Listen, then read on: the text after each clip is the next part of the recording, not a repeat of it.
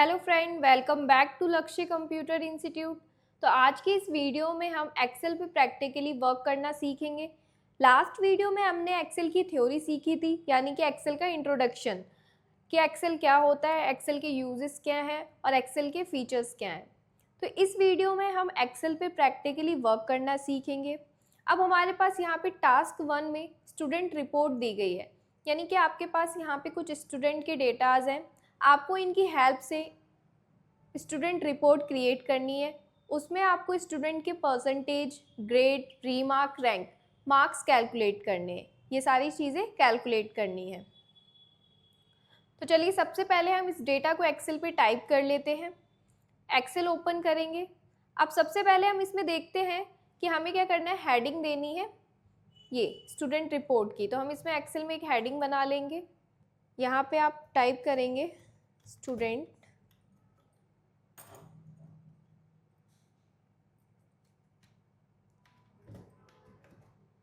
Report. अब देखेंगे कि आपका क्या है, इस सेल में ये जो पूरा डेटा है एडजस्ट नहीं हो रहा। तो हमें क्या करना है, सेल का साइज इंक्रीज करना है। तो सेल का साइज इंक्रीज करने के लिए आपको यहाँ ए वाले कॉलम पे जस्ट आके, जब ये प्लस का साइन बन रहा है तो आपको या तो माउस से क्लिक एंड ड्रैग करके इसको साइज इंक्रीज करना है, या आप चाहते हैं कि टेक्स्ट के अकॉर्डिंग आपके एक क्लिक पे ही सेल का साइज एडजस्ट हो जाए, तो आपको यहाँ पे जाके जस्ट डबल क्लिक करना है और आपके टेक्स्ट के अकॉर्डिंग सेल का साइज एडजस्ट हो जाएगा। तो हमने यहाँ पे हेडिंग लिख ली है। अब ये हेडिंग हमें सेंटर में लानी है, यानी कि यहाँ के जितने भी सेल्स हैं हमें मर्ज करके, और जो ये हेडिंग है हमें यहाँ चाहिए। तो इस सेल्स को सिलेक्ट कर लेंगे जितने सेल आपको मर्ज करने हैं। यहाँ पे देखिए आपके पास होम टैब में ही मर्ज एंड सेंटर का ऑप्शन आएगा, आपको यहाँ पे जाके इस पर क्लिक कर देना है। अब देखिए जितने भी हमारे सेल थे सारे मर्ज हो गए और जो हमारे स्टूडेंट रिपोर्ट है सेंटर में आ गया। इसमें फॉर्मेटिंग कर लेंगे। फॉर्मेटिंग वही सेम फॉर्मेट वर्ड में करते थे, सेम वैसे ही यहाँ पे है, कलरिंग वगैरह सेट करना। साइज इंक्रीज कर लेंगे। टेक्स्ट को बोल्ड करना है, बोल्ड कर देंगे।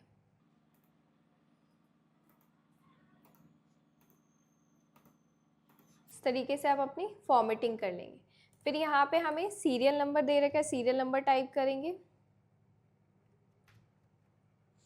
फिर हमें यहाँ पे स्टूडेंट नेम दे रखा है, स्टूडेंट नेम नॉर्मली जस्ट आपको अब टाइप करने हैं। तो इस तरीके से हम अपना डेटा टाइप कर लेंगे। अब इसमें हमें बॉर्डर देना है, तो जितने एरिया पे आपको बॉर्डर देना है आप उतना एरिया सेलेक्ट करके, और यहाँ पे होम टैब में आपके पास बॉर्डर का ऑप्शन है, यहाँ से जाके ऑल बॉर्डर्स पे क्लिक कर दीजिए, तो आपके पास यहाँ पे बॉर्डर्स अप्लाई हो जाएंगे। अब यहाँ पे मैंने यहाँ पे ये ग्रेड की टेबल बना ली है और रीमार्क की, कि आपको कितने मार्क्स वालों को कितने ग्रेड देने हैं और कितने ग्रेड वालों को रीमार्क क्या देना है। तो ये टेबल यहाँ पे हमने, कि हमें आगे कन्फ्यूज़न ना हो इसलिए हमने ये बना ली है। अब सबसे पहले हम इसमें परसेंटेज निकालना सीखेंगे। परसेंटेज के लिए आपको क्या करना है, जैसे कि मैंने बताया था, एक्सेल में आप कोई भी फंक्शन लगाने से पहले इक्वल का साइन लगाते हैं। तो ऐसे ही हमें यहाँ पे सबसे पहले इक्वल का साइन लगाना है। परसेंटेज क्या होता है, आपके मार्क्स और टोटल मार्क्स के बेस पे निकलता है। तो हमारे पास जो मार्क्स आए हैं हमारे कितने हैं वो सिलेक्ट कर लेंगे। अब देखिए यहाँ पे आपने नंबर सेलेक्ट किया है, बट आपके पास यहाँ पे D4, यानी कि ये आपके पास सेल का एड्रेस आ रहा है कि आपने कौन से रॉ को और कौन से कॉलम को सिलेक्ट किया है, यानी कि हमने column number D and raw number 4 को सिलेक्ट किया है। देन उसके बाद हमें इसको डिवाइड करना है टोटल मार्क्स से। तो टोटल मार्क्स हमारे कितने हैं, ये है हमारे टोटल मार्क्स, इससे हम इसको डिवाइड करेंगे। देन हमें इसको इंटू करना है टोटल ऑफ परसेंटेज। तो हमारे परसेंटेज कितनी होती है 100, तो इंटू कर देंगे हम इसको 100 से। Then enter. यहाँ पे हमारे पास परसेंटेज कैलकुलेट हो गई, इसको ड्रैग कर देंगे, इससे आपके पास सारे स्टूडेंट की परसेंटेज आ गई। अब यहाँ पे हमें ग्रेड कैलकुलेट करना है। तो ग्रेड के लिए आपके पास अब यहाँ पे कंडीशन होती है कि अगर आपके मार्क्स 90 से अबव हैं तो आपको A+ देना है, 80 से अबव है तो A ग्रेड देना है, 70 से अबव है तो B+, देन 60 से अबव है तो B, देन अगर लेस देन 60 है तो आपको C ग्रेड देना है। अब यहाँ पे हमारे पास कंडीशन आ जाती हैं, तो जब भी आपके पास कंडीशन बेस्ड होता है तो आपको इफ़ का फॉर्मूला यूज़ करना होता है। चलिए करके बताती हूँ मैं आपको। Is equal to if function का हम यूज़ करेंगे इफ़। अब यहाँ पे लॉजिक टेस्ट यानी कि आपको किस बेस पे आपको ग्रेड कैलकुलेट करने हैं, हमें परसेंटेज के अकॉर्डिंग कैलकुलेट करने हैं। तो यहाँ पे हम सेलेक्ट कर लेंगे परसेंटेज को, कि अगर हमारा परसेंटेज ग्रेटर देन 90, तो ग्रेटर देन का साइन लगाएंगे, ग्रेटर देन 90 है तो हमें इन्हें देना है A+। अब एक्सेल में आप कोई भी अल्फ़ाबेट टाइप करते हैं या टेक्स्ट टाइप करते हैं तो आपको इन्वर्टेड कॉमा में वो टाइप करना पड़ता है, तो यहाँ पे हम इन्वर्टेड कॉमा लगा लेंगे। देन हमें यहाँ पे इसको देना है A+, देन इन्वर्टेड कॉमा से ही इसको क्लोज करेंगे। देन सेकंड कंडीशन के लिए हमें दोबारा से फंक्शन इफ़ लगाना है, इज इक्वल टू इफ़। इसी तरीके से अब सेकंड कंडीशन है कि हमारे पास जो परसेंटेज है ग्रेटर देन 80, आपको जितनी बार ये कंडीशन चलेगी उतनी बार ही आपको परसेंटेज सेलेक्ट करना पड़ेगा। ग्रेटर देन 80 वालों को हम A ग्रेड दे रहे हैं। देन नेक्स्ट हमारे पास कि अगर आपकी परसेंटेज ग्रेटर देन 70 है तो उसे हमें B+ देना है। देन नेक्स्ट कि अगर आपकी परसेंटेज ग्रेटर देन 60 है तो उसे हमें B परसेंटेज देना है, और लेस देन 60 वालों को C देना है। तो यहाँ पे हम अदर ऑप्शन में इन्वर्टेड कॉमा में C लिख देंगे। अब यहाँ पे आपने जितनी बार फंक्शन का यूज़ किया यानी कि इफ़ लगाया उतनी बार ही आपको ब्रैकेट क्लोज करनी है। तो हमने 4 टाइम्स इफ़ का यूज़ किया है तो हमें 4 टाइम्स ब्रैकेट क्लोज करनी होगी, 1 2 3 4, और देन एंटर प्रेस कर देंगे।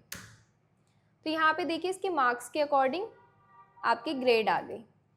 90 से अबव मार्क्स है तो A+ ग्रेड। इसी तरीके से आप सारे ग्रेड्स निकाल लेंगे। देन नेक्स्ट है हमारे पास हमें रीमार्क निकालने हैं, यानी कि अब इनके ग्रेड वालों के लिए हमें रीमार्क्स देने हैं। तो सेम आपको रीमार्क के लिए भी इफ़ का ही फंक्शन यूज़ करना है।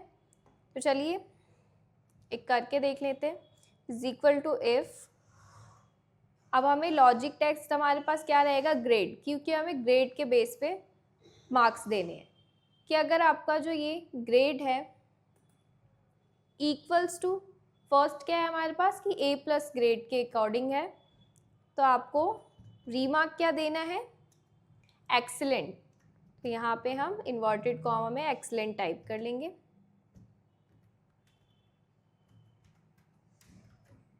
इसी तरीके से सेकंड आपके पास क्या है कि अगर आपका ये जो ग्रेड है, सॉरी पहले इफ़ का फंक्शन लगाएंगे, इफ़ कि अगर अब हमारा ग्रेड इक्वल्स टू A है तो हमें इनको रीमार्क क्या देना है, वेरी गुड।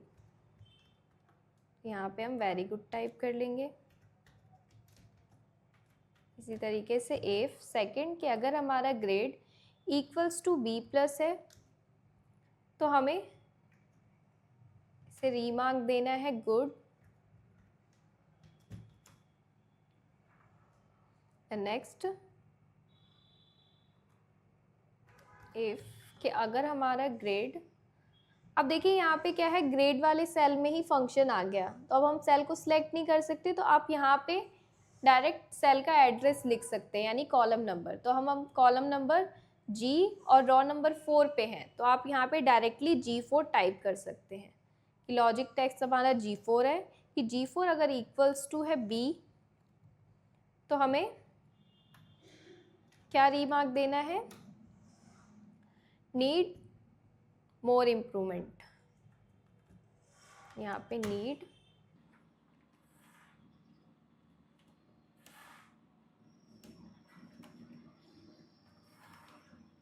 देन सेम हमें ब्रैकेट क्लोज करने हैं 4 टाइम्स, देन एंटर।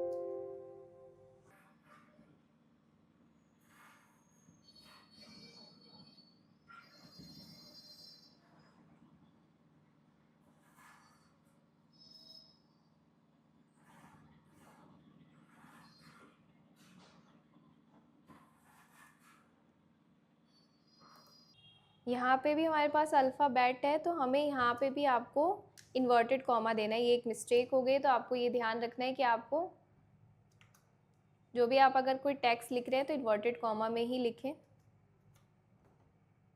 इस मिस्टेक को हमें सही करना है।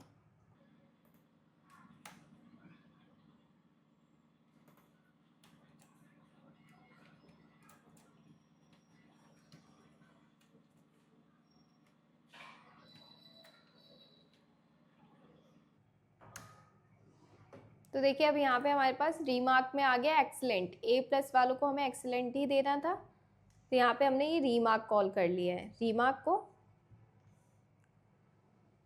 फाइंड कर लिया है। देन हमें अब इसका रैंक देना है कि ये किस रैंक पे आ रहे हैं। तो अब हमें इनका रैंक कैलकुलेट करना है कि इनके मार्क्स के अकॉर्डिंग हमें, यानी ग्रेड के अकॉर्डिंग रैंक देने हैं। तो हमें फॉर्मूला का यूज़ करना है रैंक फंक्शन का, is equal to rank. Number की आपको किन नंबर बेस पे आपको रैंक कैलकुलेट करना है, तो हम यहाँ पे परसेंटेज सेलेक्ट कर लेंगे फर्स्ट कि हमें इस परसेंटेज के अकॉर्डिंग रैंक कैलकुलेट करना है। देन आपको रेफरेंस देना है। रेफरेंस हम इसी परसेंटेज वाली रॉ को रख लेंगे। देन इनको आपको फ्रीज कर देना है। फ्रीज के लिए आपको F4 प्रेस करना है, तो ये आपके पास ये रॉ फ्रीज हो जाएगी। देन 0 प्रेस करना है, क्योंकि हमें ये जो रैंक है डिसेंडिंग ऑर्डर में चाहिए। तो डिसेंडिंग ऑर्डर के लिए आपको 0 प्रेस करना है, ब्रैकेट क्लोज, देन एंटर। तो इस तरीके से आपकी ये रैंक निकल जाएगी। तो हमने यहाँ पे रीमार्क एंड रैंक कैलकुलेट कर लिया।